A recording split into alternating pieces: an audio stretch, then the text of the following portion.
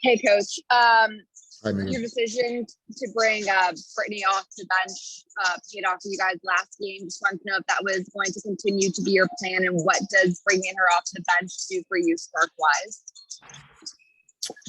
Yeah, I mean, I think, Brittany, anytime she touches the court, like she's a highly competitive player, and really sets the tone for us on the defensive end. And, we felt like, we wanted to take a look at how that would impact our ability to be better in the second quarter of games, because we've gotten off to decent starts in the first quarter, in the first two games that we had played prior to Friday night.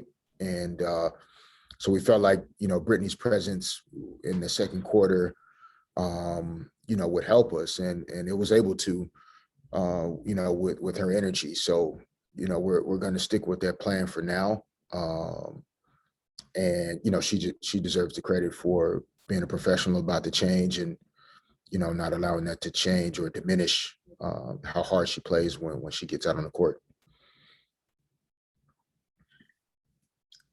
Thanks, Megan. Also with the broadcast, we'll go to Lisa Byington. Yeah, hi, Coach. I'm curious, just to kind of follow along with the Brittany storyline, the amount of defensive pressure that she can provide, as well as some of your other guards, how have they sort of bought into that mindset, that level of mindset to be able to turn over teams like you guys are doing this year? Yeah, I mean, I think, Brittany, when she joined our team last year, I think she really, wanted to have that one thing that, like, she knew, and she wanted us to know that we could always rely on from her. And that was defensive, intensity and passion and pressure on the opposing teams. A lot of times best players, the player that handles the ball the most, but, literally anybody. And, I think it helps on a team when you have those kind of players that are willing to have that be a part of their identity. And so I think it rubs off on everyone else. And, we have several players that are wired that way. It's a big reason, why we put our team together the way we have. Nneka's wired that way. Shanae loves to get after it. Amanda Zowie B is a passionate, defender that uses her size and length. And then players like Nia Coffey and Bria Holmes that just joined us, Taya Cooper. So we just feel like collectively from top to bottom, we put a group together that really enjoys playing basketball on that end of the floor, being disruptive. And if we can combine that with some better offensive rhythm as we get into our season, we feel like we can be a good balanced team. One more from me. What kind of confidence do you see Nia Coffey playing with lately? Yeah, I mean, I think her confidence is really high, which, from my experience only comes from knowing that you put the work in.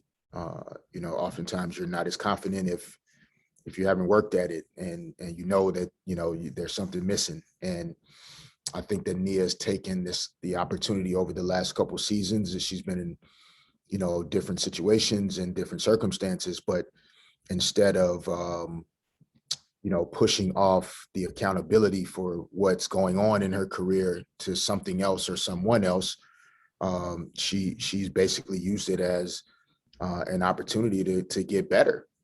And, she put a lot of work in the off season, and, I think she feels good about her game. And, but the thing about her is that she's going to work hard at it every day. And so, she has a chance to get better. And that's something that we're really excited about as the season goes on. Thanks, Lisa. We'll go to John Davis with Winsider. Hey, Coach, how's it going? Good, John. How you doing today? I'm doing well. I wanted to ask you about this. So obviously this is a back-to-back, and correct me if I'm wrong, but I don't think as a head coach, especially in the WNBA, that you've ever won games back-to-back against the same team. With that in mind, what do you need to do to help the team accomplish that? Yeah, I mean, I don't you know, I don't think, historically it's been common, in the league to have as many of those opportunities where you're playing the same team, 2 nights in a row. I think, obviously the change to sports across the world in terms of how the games are scheduled. And so there'll be several of these opportunities, it seems like this season, where you're playing the same team, Friday, Sunday, or, whatever it is, Saturday, Tuesday, or whatever the combination of days is.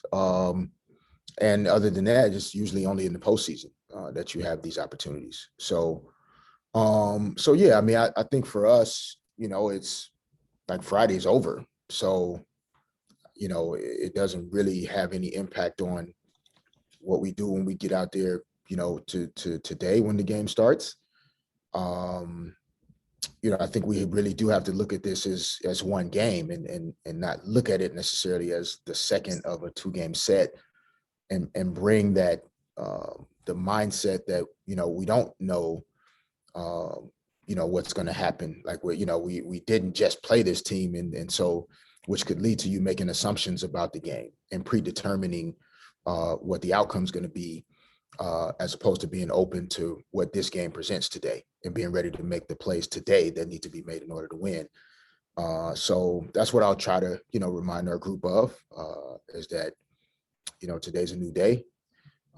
Can't get yesterday back, and no control over whether we see tomorrow. So let's go out and play this basketball game like it's the last one we'll ever have a chance to be a part of, and leave it all out there on the floor. Thanks, John. Time for one more. Bree Ingram with Made for the W. Hey, Coach, how are you? I'm good, Brianne. How are you? I'm good, thank you.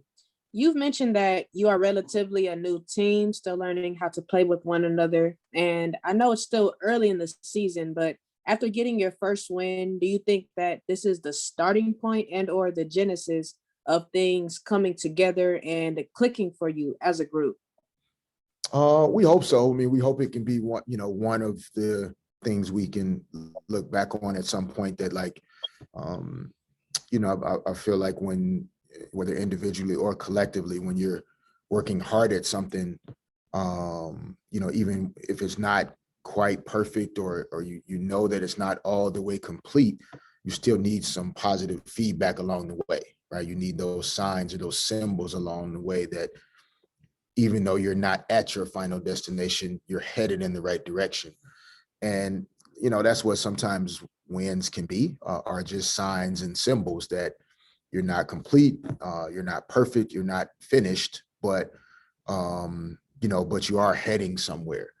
And, that's important feedback to get, for players, for coaches, for organizations, and at the professional level, it's really a lot of times how you measure, where things are. So, so yeah, I mean, we would love to build on,